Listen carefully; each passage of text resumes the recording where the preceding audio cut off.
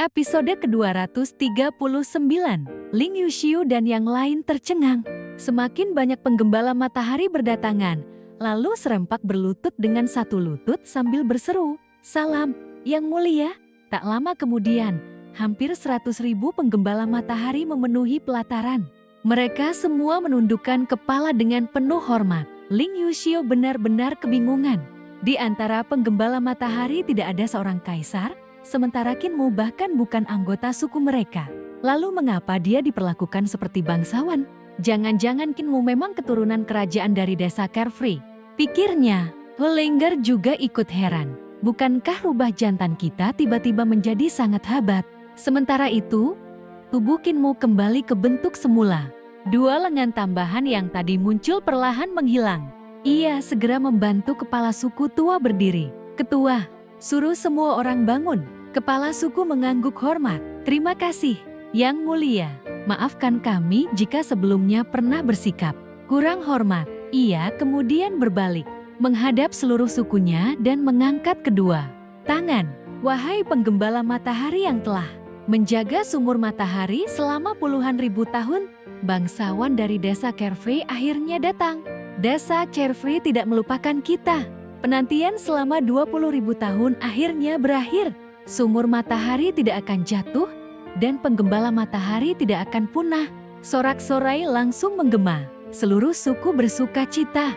Ada yang menangis karena haru, ada yang menari, bernyanyi, memeluk keluarga, bahkan berlari memberi kabar kepada para prajurit yang terluka dan para tetua yang sekarat.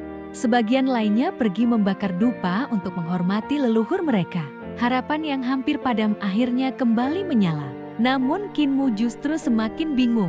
"Ketua, aku bukan Yang Mulia." Kepala suku menggelang. Kalau begitu hanya ada satu kemungkinan.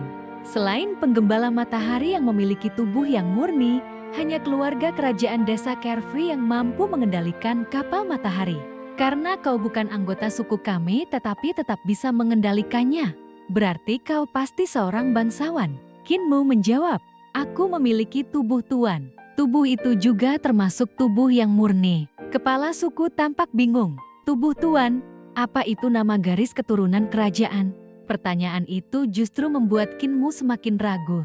Selama ini, kepala desa selalu mengatakan bahwa dirinya adalah tubuh tuan. Ia mempercayainya tanpa pernah mempertanyakan. Namun sekarang, penjelasan kepala suku membuat keyakinannya mulai goyah. Apakah tubuh tuan sebenarnya adalah garis keturunan kerajaan? Kalau bukan, mengapa ia bisa mengendalikan kapal matahari maupun kapal bulan? Semakin dipikirkan, semakin banyak pertanyaan muncul di benaknya. Setelah perayaan usai, kepala suku kembali memimpin pemilihan penjaga matahari yang baru.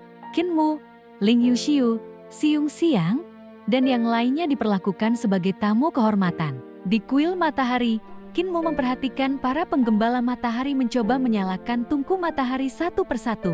Setiap kali berhasil menyala, api itu segera padam kembali. Yang menarik, di dalam nyala api selalu muncul bayangan makhluk-makhluk berapi seperti naga api, kilin api, naga banjir api, dan burung phoenix api yang mengeluarkan suara nyaring.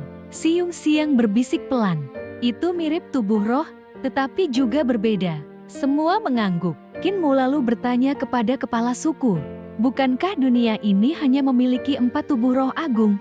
Kepala suku tertawa kecil. "4 tubuh roh agung? Maksudmu naga hijau, makan putih, burung vermilion, dan kura-kura hitam?" Ia menggelang. "Itu hanya sebagian kecil. Selain 4 tubuh roh itu, masih ada tubuh yang murni, tubuh yin murni, dan banyak tubuh roh lain yang jauh lebih kuat." Semua orang terkejut. Pada zaman dahulu, lanjut kepala suku, jumlah tubuh roh mencapai ratusan. Setelah bencana besar, sebagian besar menghilang. Orang-orang di luar runtuhan besar bahkan dibatasi sehingga hanya mengenal 4 tubuh roh. Ling Yuxiu dan Siung Xiang saling berpandangan. Selama ini mereka selalu diajarkan bahwa orang-orang runtuhan besarlah yang disegel dan dikutuk sehingga tak boleh keluar. Namun kepala suku justru berkata, sebaliknya, yang disegel bukan reruntuhan besar, katanya tenang, melainkan dunia luar. Mereka hidup di bawah langit palsu yang diciptakan para dewa. tetapi tidak pernah menyadarinya. Ucapan itu mengguncang hati mereka. Bagi Kekaisaran Perdamaian Abadi, penduduk reruntuhan besar dianggap orang-orang buangan. Namun di mata kepala suku, justru dunia luarlah yang hidup di dalam sangkar.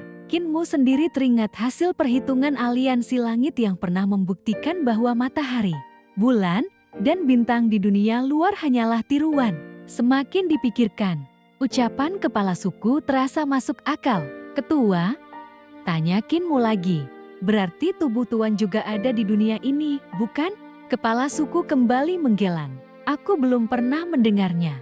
Catatan suku kami juga tidak menyebut tubuh seperti itu. Kinmu tersenyum percaya diri. Kalau begitu pengetahuanmu belum cukup luas. Kepala dasaku pasti tidak mungkin salah. Ia lalu berjalan menuju tungku matahari. Kalau begitu biarkan aku membuktikannya.